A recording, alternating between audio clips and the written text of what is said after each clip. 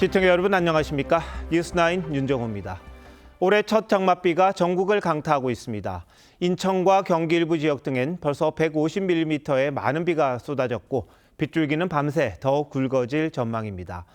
낮 시간대에 쌓인 폭염의 에너지가 밤에 짧고 강한 물폭탄으로 바뀌는 극한 호우가 잦아지고 있습니다. 비 피해 대비 단단히 하셔야겠습니다. 지금 광화문 광장에 취재기자가 나가 있습니다. 자, 임선인 기자, 지금 서울에는 비가 얼마나 오고 있는 겁니까? 네, 서울과 수도권의 호우주의보는 오늘 오후 6시를 기해 해제됐지만 강한 비바람이 반복되고 있습니다. 수도권의 정체전선은 오늘 밤부터 내려가 충청과 전라권에 집중적으로 비를 뿌리겠습니다. 어젯밤부터 오늘 오후 7시까지 인천 금곡에는 175.5mm, 서울에는 48.1mm, 충남 청양에는 71.5mm의 비가 내렸습니다. 내일까지 부산 경남은 60mm, 서울과 수도권엔 50mm, 전북 일부 지역엔 최대 180mm 이상 쏟아질 전망입니다. 충청과 전라북도엔 시간당 30mm 이상, 70mm까지 집중호우가 내리는 곳도 있겠습니다. 차량 운전이 불가능할 정도로 많은 비가 내리는 건데요. 특히 오늘 밤부터 내일 새벽 사이 이른바 극한 호우가 우려됩니다. 짧은 시간에 한 지역에 집중적으로 많은 비가 쏟아지는 현상인데요. 취약 지역은 호우 피해가 없도록 주의하셔야겠습니다. 네, 밤새 폭우가 우려되잖아요. 내일은 어떻습니까? 네, 정부는 오후 2시 30분 중앙재난안전대책본부 1단계를 가동하고 추가 피해가 없도록 상황을 관리하고 있습니다. 이번 장맛비는 내일 오전 수도권부터 잦아들기 시작해 내일 오후엔 전국 대부분 지역에서 그칠 전망입니다. 다만 제주와 남해안 일부엔 계속 비가 이어지다 다음 주 후반 다시 정체전선이 활성화되며 북상할 것으로 예상됩니다. 서울 광화문 광장에서 TV조선 임서인입니다. 장마 시작부터 강력한 폭우가 내리면서 수도권을 중심으로 곳곳에 피해가 발생했습니다. 도로가 침수되면서 차량의 운전자가 갇히고 집안까지 물이 들어차기도 했습니다. 장혁수 기자가 취재했습니다. 장판을 들어보니 물기가 가득합니다. 빗물이 흥건한 바닥을 걸레로 닦아내지만 역부족입니다. 비가 많이 오면은 물이 들어요. 저기 하수에서 저기 넘쳐갖고 들어요. 저 작은 방까지 들어가고. 어젯밤부터 오늘 오전 7시 30분까지 인천에 최대 138mm의 폭우가 쏟아지면서 곳곳이 피해를 입었습니다. 강풍 피해까지 겹쳐 나무가 쓰러져 자동차를 덮치고 건물에 매달려 있던 현수막이 뜯겨나가기도 했습니다. 경기 고양시에서는 SUV 차량 운전자가 물이 찬 굴다리 아래를 지나가려다 차 안에 갇혀 소방대원들에게 구조됐습니다. 지하도에 들어찼던 물은 다 빠졌지만 계속 비가 내리고 있어 차량 통행은 여전히 차단된 상태입니다. 또 인근 아파트 단지 앞 왕복 4차선 도로는 갑작스런 폭우에 순식간에 물이 불어나면서 출근길 차량 5대가 침수됐습니다. 창문에 뿌릴 정도면은 엄청 많이 왔어요. 번개치고 천둥치고. 경기 의정부에서는 이른 아침 의정부 경전철이 신호 고장으로 2시간 동안 멈추는 등 오늘 하루 인천과 경기 등 수도권에서만 279건의 비 피해 신고가 접수됐습니다. 비 오는 날 유난히 제 신호에 문제가 생기긴 하거든요. 서울은 동부와 북부 간선도로가 오전 한때 통제됐고 청계천, 성북천 등 하천 29곳도 통행이 금지됐습니다. 중대본은 1단계 비상근무를 가동해 비 피해를 최소화한다는 방침입니다. TV조선 장혁수입니다. 이렇게 사고가 속출했지만 강물이 넘칠 위험이 있어 통제된 하천 주변을 마구잡이로 드나드는 시민들이 적지 않았습니다. 안전 불감증이 여전하다는 지적인데요. 이나영 기자가 현장을 취재했습니다. 우비를 입고 자전거를 탄 남성이 통제선을 피해 안양천으로 들어갑니다. 차단봉 아래로 허리를 굽혀 진입하는 남성도 있습니다. 출입 통제를 알리는 안내방송이 계속 나오는데도 하천 범람의 위험이 있어 출입을 금지합니다. 산책로에는 우산을 쓰고 산책을 하는 사람들이 적지 않습니다. 서울 하천 29곳에 진입이 통제됐지만 일부 시민들은 아랑곳 않고 하천 주변을 드나들었습니다. 지난달 16일 수도권에 시간당 70mm 물폭탄이 쏟아졌을 때도 마찬가지였습니다. 위험하지 않다 생각하시고 들어가신 것 같거든요. 저희가 차단기도 내리고 방송도 하고 전광판도 표출하고 상류에서 댐을 방류할 경우 하천물이 순식간에 불어날 수 있어 위험합니다. 나는 괜찮겠지 방심했다간 사고로 이어질 수 있습니다. 일본은 괜찮아요. 목표가 아니라 일본이 갔다 오는 느슨한 출입 통제도 문제로 지적됩니다. 인도에는 차단봉이 내려와 있지만 바로 옆 찻길로는 별다른 제지 없이 하천으로 드나들 수 있습니다.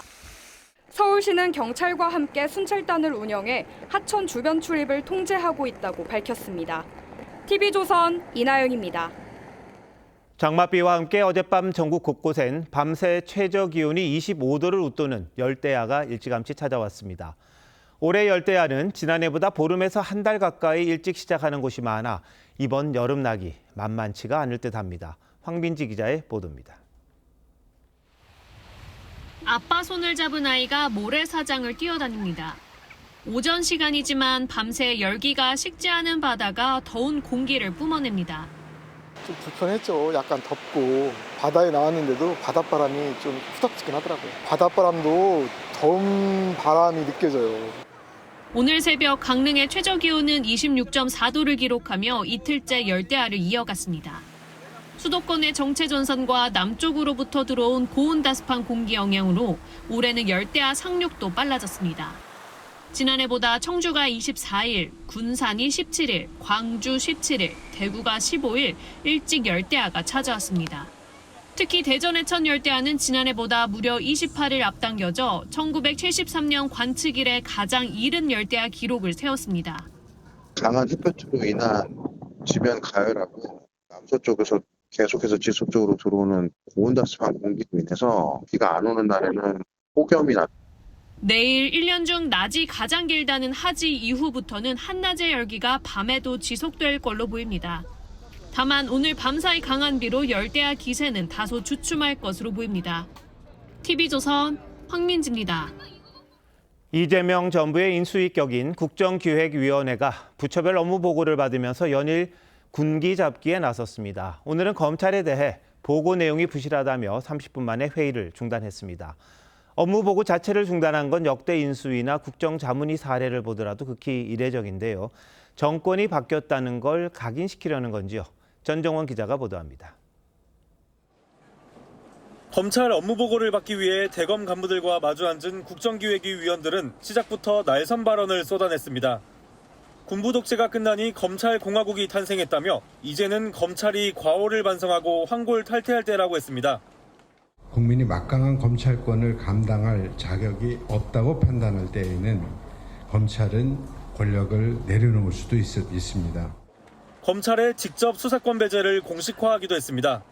검찰의 직접 수사권 배제를 전제한 상태에서 형사 절차의 공정성, 신뢰성을 높이는 방안에 대한 보고가 있기를 희망합니다.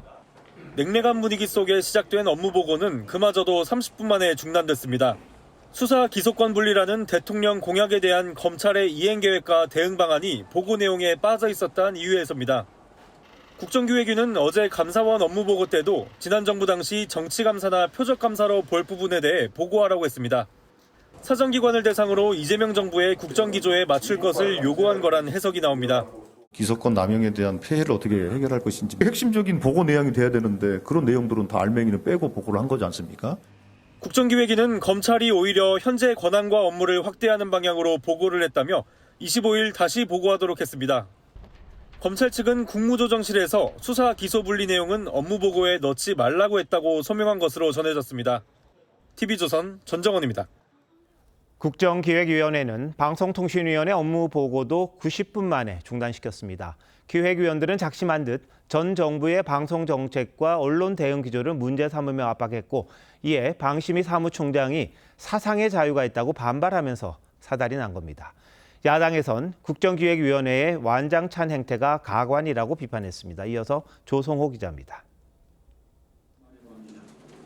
국정기획위원회 위원들은 발언 시작부터 내란을 거론하며 방송통신위원회를 정조준했습니다. 시작부터 우려가 큽니다. 윤석열 정권이 대한민국의 언론 자유와 민주주의에 끼친 해악은 내란 못지 않습니다. 여당 과방위 간사이기도 한 김의원 의원은 방송 3법 개정, KBS 수신료 통합 징수에 줄곧 반대했던 방통위가 오늘 업무 보고에선 찬성 의견을 냈다며 이진숙 방통위원장이 동의했는지 궁금하다고 말했습니다. 방통위가 용산의 비서실로 전락해서 분리징수 해야 된다는 논리를 전파하는 나팔수가 됐던 거 아닙니까? 이후 한 기획위원이 방심이치게 정치적 심의를 남발해 관련 재판에서 잇따라 패소하는 것 아니냐는 취지로 추궁하기도 했는데 이현주 사무총장이 자신에겐 사상의 자유가 있고 정권에 부역한 적도 없다고 맞서면서 업무 보고는 결국 90분 만에 중단됐습니다. 해양수산부 보고 역시 업무 보고 자료가 언론에 먼저 유출됐다는 이유로 중단됐습니다. 윤석열 정부 인수위원장을 지낸 국민의힘 안철수 의원은 국정기획위원회의 완장찬 행태가 가관이라며 이재명 정부의 충복이 되길 강요하는 이단 심판관들이냐고 비판했습니다. TV조선 조성호입니다. 정부가 어제 발표한 30조 원 규모의 2차 추경안에 대해 국민의힘은 동의할 수 없다는 뜻을 분명히 했습니다. 전 국민을 대상으로 지난 대선 때 논란이 됐던 호텔 경제학을 실험하고 있다며 당선 축하금이냐고까지 꼬집었습니다. 추경안에 대한 철저한 검증도 예고는 했습니다만 그렇다고 여당이 의석수로 밀어붙이면 막을 방법은 없습니다. 김창석 기자의 보도입니다. 국민의힘은 2차 추경안 가운데 13조 원이 전국민 소비 쿠폰 지급에 쓰는 걸 정치적 포퓰리즘으로 규정했습니다. 현금을 살포하며 대통령 당선 축하 파티를 여는 거냐고도 했습니다. 이번 추경안은 한마디로 사이비 호텔 경제학의 대국민 실험장으로 보고 있습니다. 7년 이상 채무가 연체된 소상공인 113만 명의 빚을 조정해주는 방안에 대해서도 성실히 빚을 갚은 사람에게 박탈감을 준다고 꼬집었습니다. 앞으로 누가 채무를 갚으려고 하겠습니까? 빚 갚는 사람이 바보라는 말이 나오는 이유입니다. 이번 추경이 정부안대로 편성될 경우 국가 채무는 1,300조 원이 넘게 되고 GDP 대비 채무 비율은 49%로 0.6%포인트 높아집니다. 국민의힘은 경기 진작을 위해 지원이 절실히 필요한 곳에 효율적인 추경을 하자며 송국 검증을 예고했습니다. 다만 내부적으론 여당이 밀어붙이면 막을 방법은 없다는 분위기입니다. 원내 지도부 관계자는 이번 추경 편성에 현실적으로 야당이 할 수 있는 것이 없는 분위기라며 오는 22일 예정된 대통령과의 오찬 회동 이후 심사 전략을 짜려 한다고 전했습니다. 국민의힘은 법사위원장과 함께 예결위원장을 야당 몫으로 달라는 입장입니다. 민주당은 국민의힘의 비판에 대해 내란으로 나라 경제를 망친 정당이 부끄러운 줄 모른다고 반박했습니다. TV조선 김타섭입니다. 국민의힘은 나흘 앞으로 다가온 김민석 후보자 인사청문회를 앞두고 검증에 총력을 쏟고 있습니다. 오늘은 김 후보자가 5억 원 안팎의 돈을 축의금이나 출판 기념회로 벌었다는 점을 집중 추궁하면서 가족 관련 추가 의혹도 제기했습니다. 한송원 기자가 보도합니다. 경사도 있었고 결혼도 있었고 또 조사도 있었고 출판 기념회도 2번 있었고 국회의원들이 그런 경우를 했을 때 하는 통상적인 액수가 있지 않습니까? 5년 동안 억대로 늘어난 재산이 경조사와 출판 기념회 때문이란 김민석 총리 후보자 해명에 국민의힘은 수억 원의 현금을 집에 쟁여놓고 재산 등록은 매년 누락했다는 뜻이라며 공직자윤리법 위반이라고 사퇴를 촉구했습니다. 축의금은 사양한다고 적힌 과거 결혼식 초청장과 돈 많은 분들은 왜 돈을 장롱에 보관하냐는 이재명 대통령의 예전 SNS도 소환했습니다. 국민의힘은 김 후보자 장남이 중3 시절 서울 여의도에서 제주도로 이주한 것을 두고 변칙 전학 의혹도 제기했습니다. 경기도 소재 국제고에 진학하기 위해선 경기도에 가족 모두 거주하거나 제주도처럼 국제고가 없는 시도 지역에 머물러야 하는데 어머니와 함께 살다 고 이때 다시 서울로 주소지를 옮겼다는 이유입니다. 민주당 정권의 간판급 인사들이 정작 자신의 자녀들은 고액의 소월성 교육을 시키며 각종 부모 찬스를 서슴지 않았던 이중적 모습들을 또 비슷한 시기 아들 모친인 전 배우자가 국토부 산하 제주도 공공기관의 비상임이사로 임명된 것도 정치 권력의 개입이 있었던 것 아니냐고 주장했습니다. 비리백화점 이재명 내각 후보자 지명 즉각 철회하라. 김 후보자 측은 아들 변칙 전학 의혹에 대해 문제될 것은 없는 것으로 안다고 반박했습니다. TV조선 한송원입니다. 민주당은 국민의힘을 향해 거친 표현까지 써가며 전방위적으로 김민석 국무총리 후보자를 엄호했습니다. 검증에 앞장서고 있는 주진우 의원에 대해서는 법무장관으로 추천해 검증을 하자는 조롱성 주장까지 나왔는데 김 후보자가 동조하는 글을 올렸다가 삭제하기도 했습니다. 여당도 과거 청문회 때 상당히 신랄하게 후보자를 몰아붙였던 것 같은데요. 정권 잡기 전과 후가 상당히 달라 보입니다. 이어서 신경희 기자입니다. 오늘 오전 열린 민주당 최고위 공개 발언을 한 최고위원들은 전원 김민석 후보자를 엄호하며 야당을 비판하는 메시지를 냈습니다. 김민석 국무총리 후보자에 대해서 창피 주기 또는 국정 발목 잡기 도가 넘치고 있습니다. 겁먹은 개가 더 크게 짖는 것처럼 국민의힘이 온갖 의혹을 요란하게 던진다며 인사청문위원인 주진우 의원을 겨냥하기도 했습니다. 일각에서는 주진우 의원을 차라리 국무위원으로 추천을 해서 인사청문회를 한번 해보자 이런 이야기까지 나오지 않겠습니까? 조국 혁신당에서도 주 의원을 법무장관으로 추천해 재산 형성 과정을 소명하자는 주장이 나왔는데 김 후보자는 국민 검증을 받을 좋은 기회라고 동조하는 글을 올렸다가 3시간 만에 내렸습니다. 김 후보자는 또 한 유튜브 방송에 나와 축의금과 출판 기념회 수입에 대해 들어온 해에 쓰면 법적으로 신고를 안 해도 된다고 반박한 뒤 주 의원을 직접 겨냥했습니다. 문제 제기하시는 어떤 의원님의 아이보다도 제가 지금 재산이 작잖아요. 우리 애 예금하고 거기하고 비교해서 너무 미안하더라고요. 이에 대해 주 의원은 80대 할아버지가 세금 완납 후 손자에게 증여한 것이란 반응을 보였고 김 후보자가 SNS 글을 내린 데 대해선 법무장관 추천한다고 밝힌 지 3시간 만에 철회라니 서운하다고 썼습니다. TV조선 신경입니다.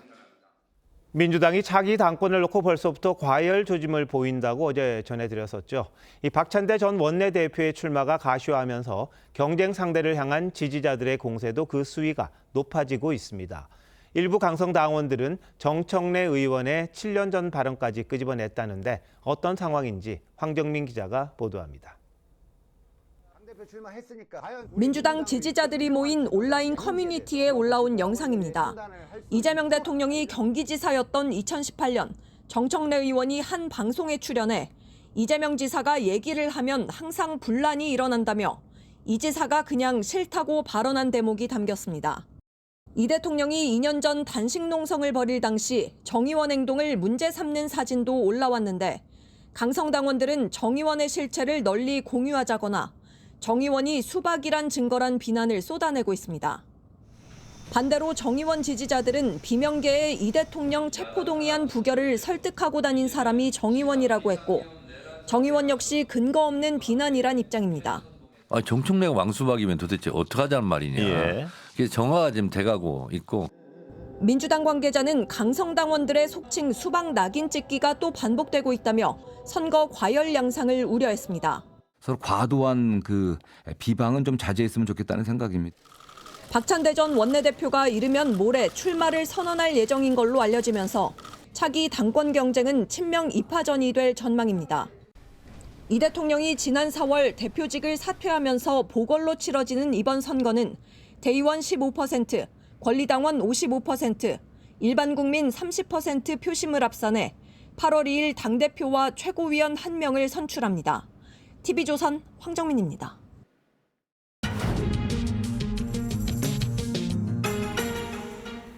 네, 국회가 여대 야소 구도죠. 그리고 사선 의원 출신의 초대 국무총리 후보자가 나와서 이 다소 느슨한 청문회가 될 거란 전망이 있었습니다만 예상외로 강대강 검증 정국이 이어지고 있습니다. 통상 여당이 후보자를 감싸는 건 뭐 당연합니다. 그런데 이번엔 좀 양상이 다르다는데 뉴스더에서 이태희 기자와 더 짚어보도록 하겠습니다.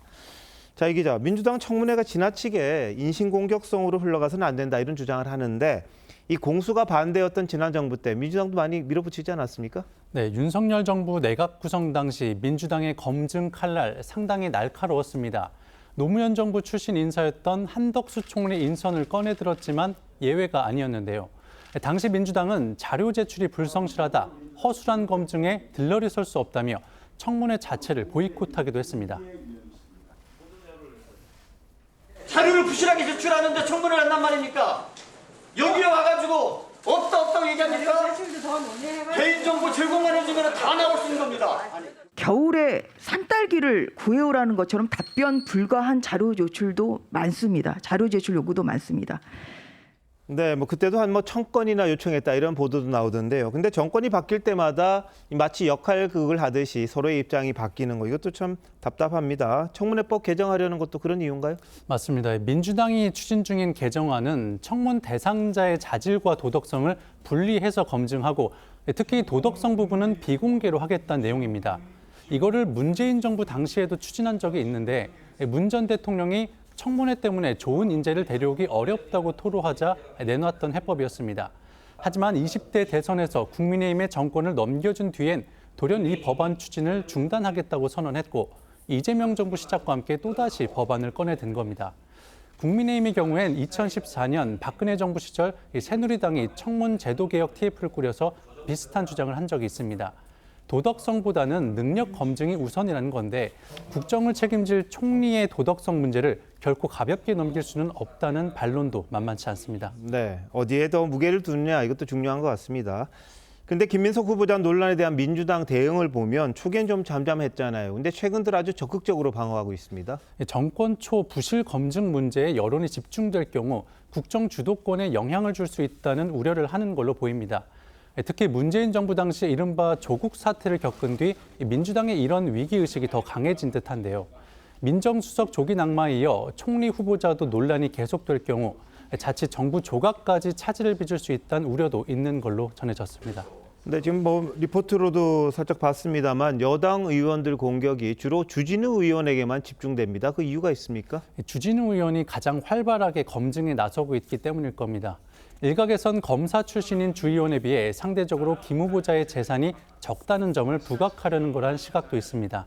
4선 의원으로 야인 생활이 길었던 점을 감안하면 크게 문제 삼을 일이 아니지 않냐는 판단이 담긴 걸로 보이는데 다만 이에 대해 여론이 어떻게 반응할지는 또 다른 문제라고 할 수 있습니다. 반대로 국민의힘에선 혼란스러운 당 내부 사정으로 검증에 사실상 손을 놓고 있다가 주진우 의원만 타깃이 된 거란 볼멘 소리도 나옵니다. 네, 뭐 공격하는 사람이 주 의원밖에 눈에 안 띈다 이런 이야기가 나옵니다. 뭐 정권 바뀌고 공소가 달라졌지만 검증의 기준은 또 같아야 되는 게 아니냐 이런 지적도 있어요. 나흘 뒤 청문회죠. 한번 지켜보겠습니다. 이 기자 잘 들었습니다.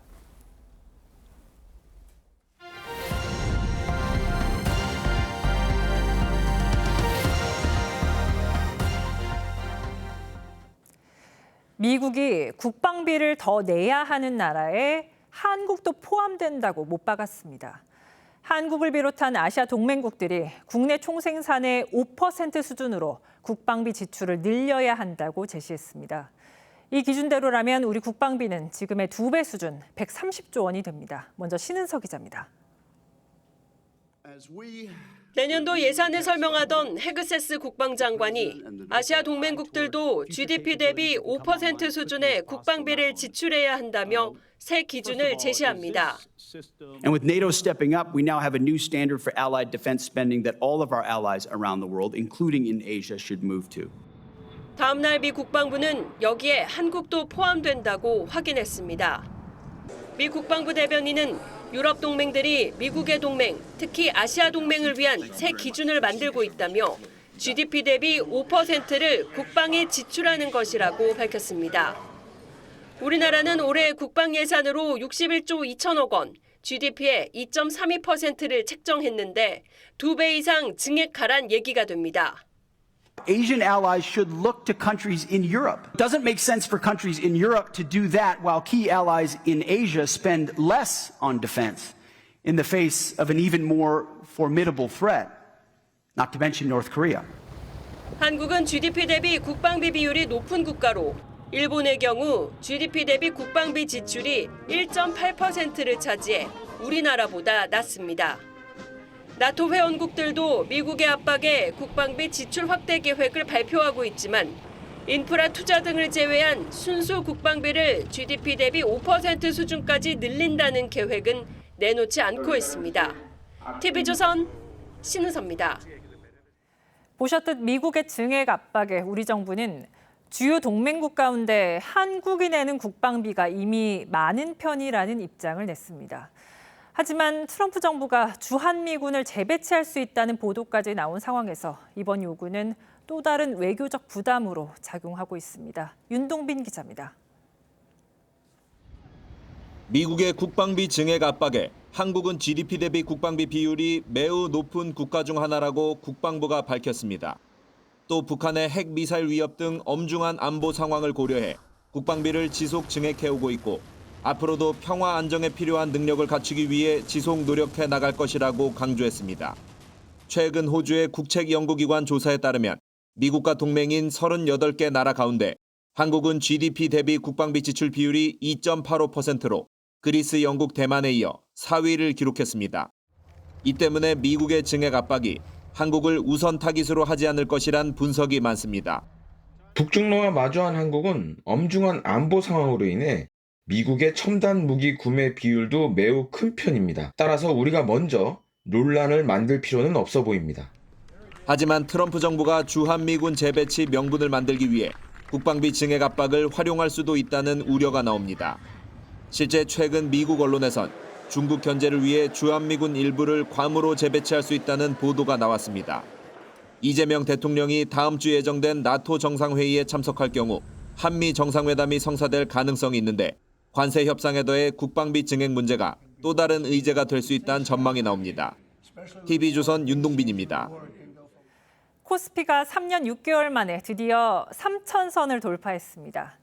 5천 시대를 공언했던 새 정부의 정책 기대감이 커지면서 외국인 투자자들도 다시 돌아오고 있습니다. 이재명 대통령은 증시 부양 의지를 다시 한번 강조했습니다. 서영일 기자입니다. 한국거래소가 장을 마감한 오후 3시 반. 전광판에 코스피 지수의 앞글자가 3을 가리킵니다. 중동 정세 불안을 뚫고 오늘 하루에만 1.4% 뛰며 3천을 찍은 겁니다.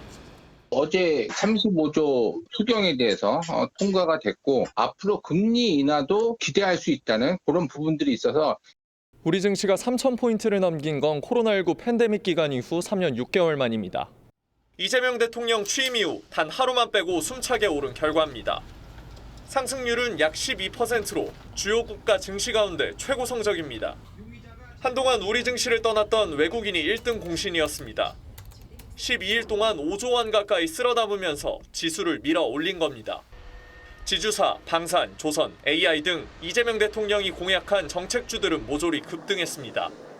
특히 원화 스테이블 코인 도입 기대감으로 단시간에 2배 넘게 오른 카카오페이는 다시 상한가를 기록했습니다. 대통령실은 막중한 책임감을 느낀다며 실질적인 성과로 5천 시대를 열겠다고 밝혔습니다. 새로운 기대로 오늘을 기해서 3,000포인트를 넘어서서 새로운 3천 시대로 나아가면 좋겠습니다. 전문가들은 그동안은 기대감으로 오른 측면이 있다며 이제는 정책 효과가 가시화돼야 한다고 지적했습니다.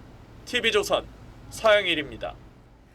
반면에 집값과 가계 대출 상황은 심상치 않습니다. 그러자 금융당국은 전세 대출을 내줄 때도 빚을 갚을 여력이 있는지 엄격히 따지는 방안을 검토하고 있습니다. 하지만 무주택 실수요자의 피해가 커질 수 있다는 우려가 나오고 있습니다. 최수용 기자입니다. 금융위원회는 국정기획위원회에 전세대출과 정책대출을 규제하는 방안을 보고 있습니다. 이들 대출에도 소득 대비 원리금 상환 능력을 따지는 DSR을 적용하겠다는 겁니다. 현재는 주택담보대출과 신용대출, 카드론만 규제를 받고 있습니다. 부동산으로 유입되는 자금을 최대한 차단하겠다는 취지로 풀이됩니다. 전세 가격 상승이 집값 상승으로 연결되는 이런 상황이다라고 생각한 것 같고 갭투자 차단할 수 있다는 차원에서 DSR이 적용되면 대출 한도는 크게 줄어듭니다. 예를 들어 5억짜리 전세를 구할 경우 지금은 소득과 상관없이 보증금의 90%인 4억 5천만 원까지 대출이 가능한데 DSR이 적용되면 연소득 4천만 원의 5% 금리 기준으로 한도가 약 3억 2천만 원으로 쪼그라드는 겁니다. 이 때문에 무주택 실수요자들이 피해를 볼 수 있다는 지적이 나옵니다. 서울 전세값 여지간하면 5억 원 넘잖아요. 투기 목적으로 집 사는 것도 아니고 거주할 집 전세 대출까지 쪼이는 거 너무 과해요. 중산층 이하의 주거 선택권이 줄고 월세 전환이 가속화될 수 있다는 지적도 나옵니다. 전문가들은 단순한 수요 억제보다 투기와 실수요를 구분한 정밀한 접근이 필요하다고 조언했습니다. TV조선 최수용입니다. 법원의 접근 금지 명령이 끝난 지 일주일 만에 아내를 찾아가 흉기로 살해한 남성이 붙잡혔습니다. 금지 명령이 끝나고 집에 갔는데 비밀번호가 바뀌어서 기분이 나빴다는 게 이유였습니다. 강석 기자입니다. 인천의 한 오피스텔입니다. 어제 오후 4시 30분쯤 60대 여성이 이 오피스텔 현관문 앞에서 쓰러진 채 발견됐습니다. 남편이 자신의 아내에게 흉기를 휘둘러 크게 다친 건데 아내는 병원으로 옮겨졌지만 숨졌습니다. 빨리 오라고 그때 난리가 났어. 근데 이미 내가 와서 보면 바닥에서 피가 고여있고 사람은 없었어. 남편은 신고를 받고 출동한 경찰에 붙잡혔습니다. 60대 남편은 미리 준비한 흉기를 가지고 아내를 찾아간 것으로 조사됐습니다. 앞서 아내가 남편을 가정폭력으로 신고해 남편은 법원으로부터 6개월간 접근금지 명령을 받았습니다. 남편은 접근금지가 끝나자마자 집을 찾아갔지만 현관 비밀번호가 바뀌어 있었고 일주일 만에 다시 찾아가 범행을 저질렀습니다. 어제 만났나 봐요. 거기서 본인이 기분이 안 좋다는 이유로 이렇게 범행을 한 거죠. 경찰은 범행이 있던 당일 CCTV를 설치하고 아내에게 스마트워치를 지급할 예정이었습니다. 앞서 대구에서도 50대 여성을 스토킹하던 피의자 윤정우가 여성을 한 차례 흉기로 협박하다 붙잡혔지만 구속영장이 기각되자 다시 찾아가 살해하는 등 스토킹 피해를 입은 여성들을 더 안전하게 지킬 수 있는 대책이 필요하다는 지적이 뒤따릅니다. TV조선 강석입니다. 아파트 지하 주차장에서 자기 차량인 마냥 태연하게 문을 열고 금품을 훔친 남성이 구속됐습니다. 이런 차량 터리범은 전국 곳곳에서 활개를 치고 있는데 주로 사이드미러가 펼쳐진 차를 노리고 있습니다. 황재영 기자가 단독 취재했습니다. 마스크와 모자로 얼굴을 가린 남성이 주차된 차 앞을 서성입니다.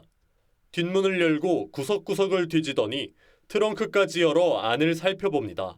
마치 자기 차인 양 태연합니다.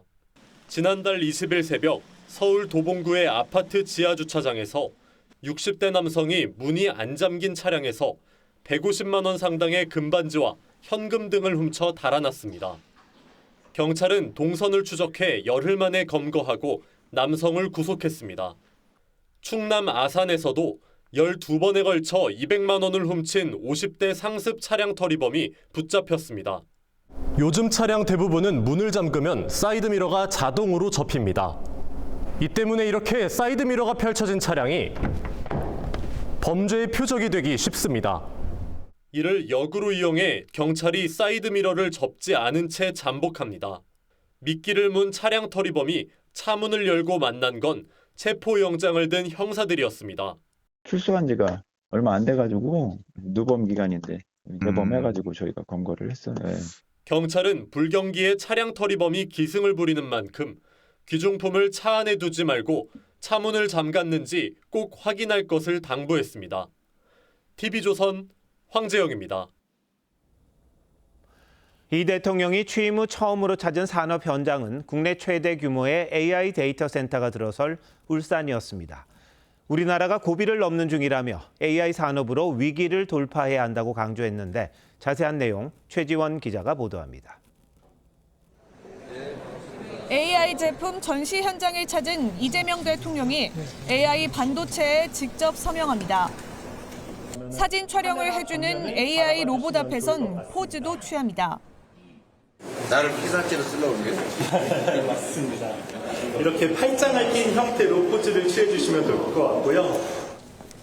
이어 이 대통령은 SK그룹과 미국 아마존 웹서비스가 공동 건립하는 울산 AI 데이터 센터 출범식에 참석했습니다. 데이터 저장 규모가 국내 최대인 6만 GPU로 완공되면 이 대통령 공약이기도 한 AI 고속도로의 거점지 역할을 할 수 있습니다. 시중말로 깔딱고개를 넘는 국면인 것 같기도 합니다.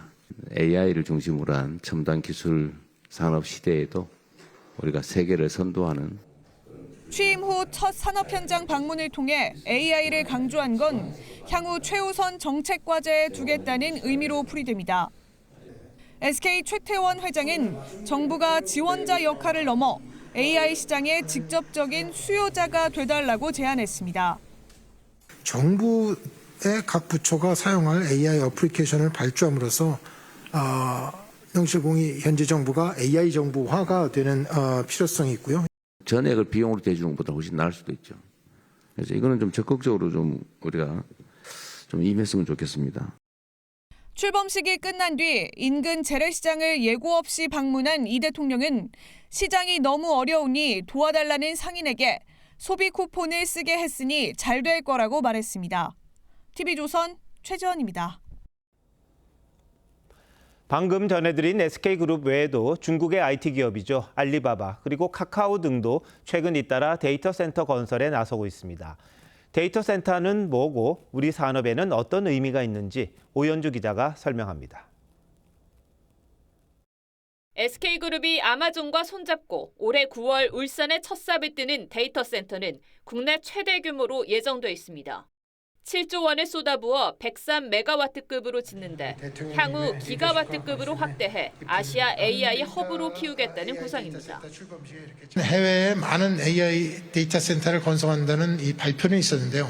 이렇게 실제로 계약을 해갖고 출범을 한 건 저희 울산 데이터 센터가 첫 번째 케이스입니다.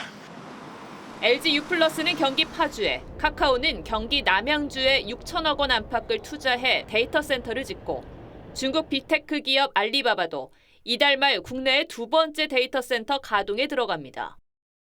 수많은 서버와 네트워크 장비로 구성되는 데이터 센터는 AI 생태계 구축의 핵심 인프라입니다. 국내외 기업이 데이터 센터 건립에 나서는 이유도 생성형 AI 발달로 고성능 연산을 감당할 대규모 서버가 필요하기 때문입니다. 특히 우리나라는 IT 산업이 발달한 동북아시아에 있다는 지리적 이점도 있습니다. 한국에 충분한 수요가 있을 것이고 중국이나 일본이나 가까운 곳에 또 보낼 수가 있고 통신 인프라와 우수한 인력도 강점으로 꼽힙니다. Korea offers world-class digital infrastructure, a highly skilled labor force, and a government that actively supports AI innovation. 정부는 AI 데이터 센터 투자 세액공제 확대를 검토하는 등 적극 지원에 나설 계획입니다. TV조선 오현주입니다.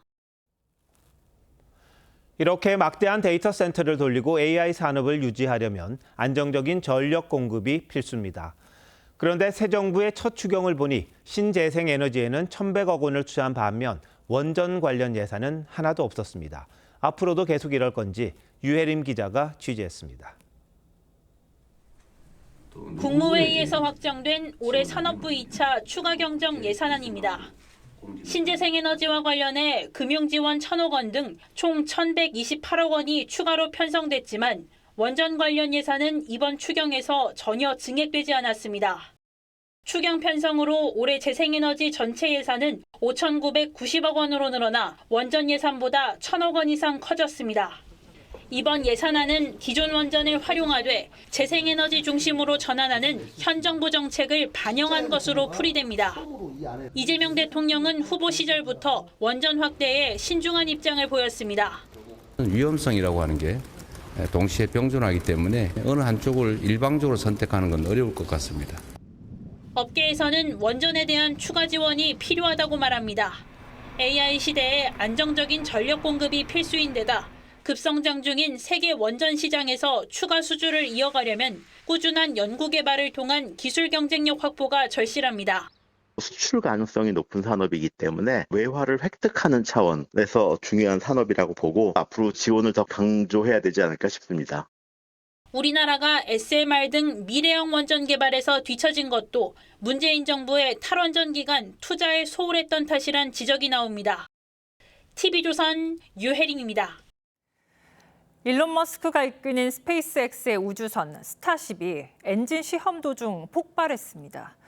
올해만 벌써 4번째인데 머스크의 화성 탐사 계획도 계속 차질을 빚고 있습니다. 이정민 기자입니다. 발사대에 놓인 우주선의 로켓 위쪽이 폭발합니다. 엄청난 불기둥과 화염이 치솟습니다. Whoa! No! Oh my God. Ship 36 just blew up. 불기둥은 다른 지역에서도 관측될 정도였고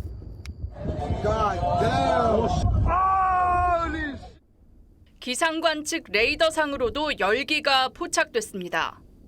현지 시간 18일 밤 스페이스X의 화성 탐사용 우주선 스타쉽이 미 텍사스 발사기지에서 로켓 엔진 6개를 차례로 점화하던 중 폭발했습니다. 스페이스X 측은 스타쉽이 10번째 시험 발사 준비 도중 심각한 이상 현상을 보였다며 질소가스 충전 탱크 결함이 사고 원인으로 보인다고 밝혔습니다. 스타쉽 우주선은 지난달 9번째 시험 비행에 이어 지난 3월과 1월에도 기체가 폭발하거나 분해됐는데 이번까지 벌써 4번째 사고입니다.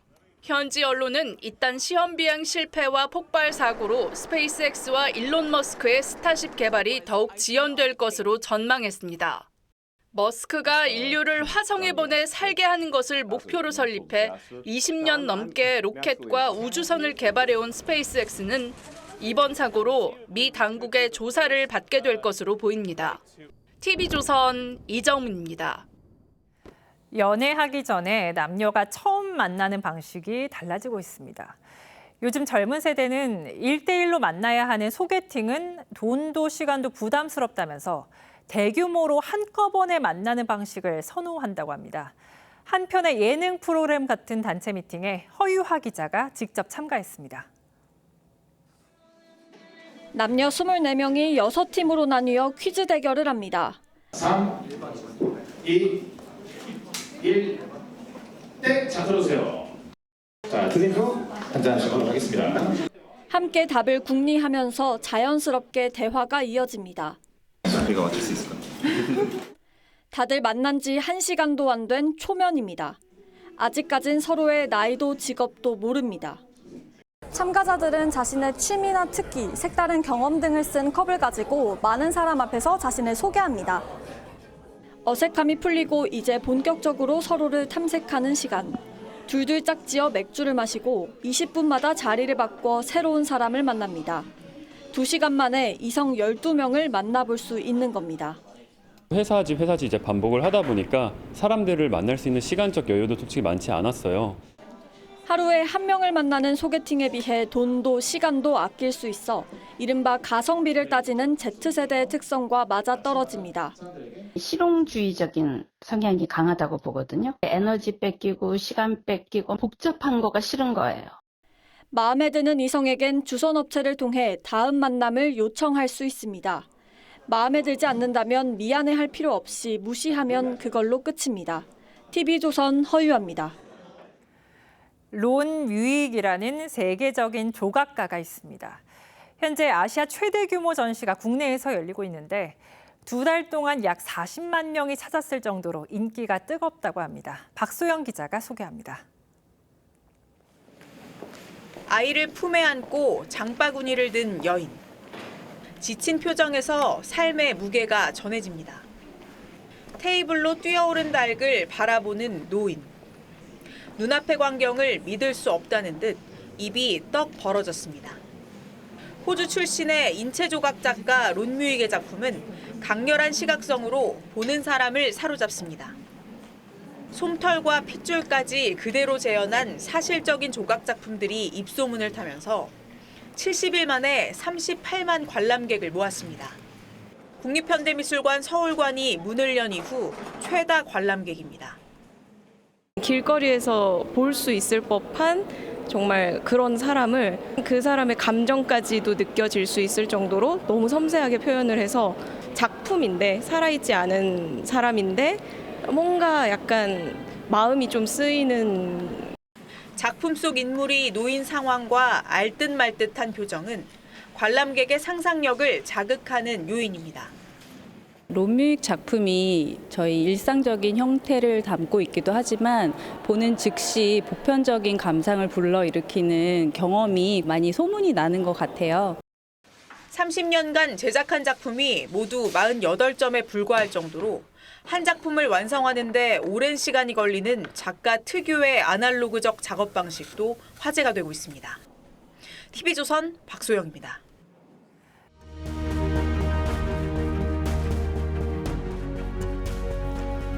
보이지 않는 손, 경제학에서 가장 유명한 말 중 하나입니다. 인류 최초의 경제학자 애덤 스미스가 한 말입니다. 정부가 경제에 개입하지 말고 그냥 놔두면 저절로 잘 될 거라는 낙관론입니다. 그런데 경제가 늘 그런 건 아니죠. 1929년 대공황이 닥치자 루스벨트 대통령은 뉴딜 정책으로 이겨냈습니다. For nearly 4 years, you have had an administration has rolled up its sleeves. We will keep our sleeves rolled up. 경제에는 보이지 않는 손만이 아니라 때로는 보이는 손도 필요합니다. 경기 부양이나 안정을 위해서는 정부가 재정을 활용해 적극적으로 개입해야 한다는 겁니다. 이재명 정부가 20조 원 규모로 추가 경정 예산을 편성했습니다. 1분기 실질 국내 총생산 성장률이 마이너스 0.2%로 경제가 심각한 건 맞습니다. 하지만 어디에, 어떻게 쓸 건지가 문제입니다. 이번 추경 중 현금성 민생지원금이 추경의 절반을 훌쩍 넘는 13조 원이나 되고 재벌 회장도 지원금을 받습니다. 재정의 효율성을 볼 때 지금 어려운 자영업자라든지 영세사업자를 도우는데 선택적으로 하는 것이 더 효율적이다는. 가장 큰 문제는 재정 적자입니다. 올해 말 국가 채무는 1,300조 원을 넘습니다. 10년 만에 2배 이상 부른 겁니다. 야당일 때는 모두 재정을 걱정하죠. 나라 국간이 바닥나서 GDP 대비 40%, 730조 원에 달하는 국가 채무를 국민과 다음 정부에 떠넘기게 되었습니다. 집권만 하면 말이 달라집니다. 전시 재정을 편성한다는 각오로 정부의 재정 역량을 총동원해야 합니다. 문재인 정부 때만 국가 채무가 400조 원이 늘어 1,000조 원을 돌파했습니다. 이번 추경으로 GDP 대비 국가 채무 비율은 49%가 됩니다. 재정 준칙의 마지노선이죠. 50%에 다가섰습니다. 지금은 아니라고 하더라도 앞으로 계속 국채를 발행해 나눠주기를 하려는 유혹에 빠지면 어찌 될까 우려하는 목소리가 많습니다.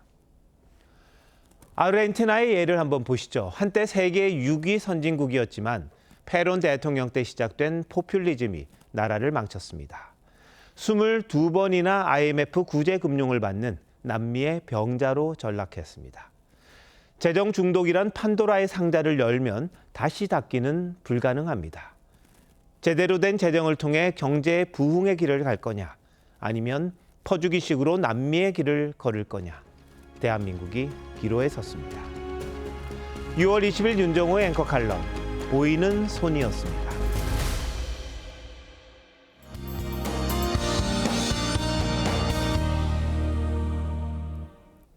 전국이 장마 영향권에 들면서 장맛비가 내리고 있습니다. 내일은 중부지방에 위치하던 정체전선이 남쪽으로 남하하면서 남부지방을 중심으로 강한 비가 내리겠습니다. 내일까지 수도권은 10에서 50mm, 충남과 전북에 180mm 이상, 영남 지역에서도 30에서 120mm 이상의 많은 비가 내리겠습니다. 내일까지 서해안과 제주도를 중심으로 바람이 매우 강하게 불겠고요. 그 밖에 전국 대부분 지역에서도 비와 함께 바람이 강하게 부는 곳이 있겠습니다. 내일 아침 기온 서울 20도, 전주 23도로 평년보다 조금 낮겠고요. 내일 한낮 기온 서울과 대구가 27도로 후텁지근하겠습니다. 중부지방은 내일 오후에 비가 그치겠고요. 남해안과 제주도는 다음 주 초반까지 이어질 전망입니다. 날씨였습니다. 6월 20일 금요일 뉴스9 마칩니다. 시청해주신 여러분 고맙습니다.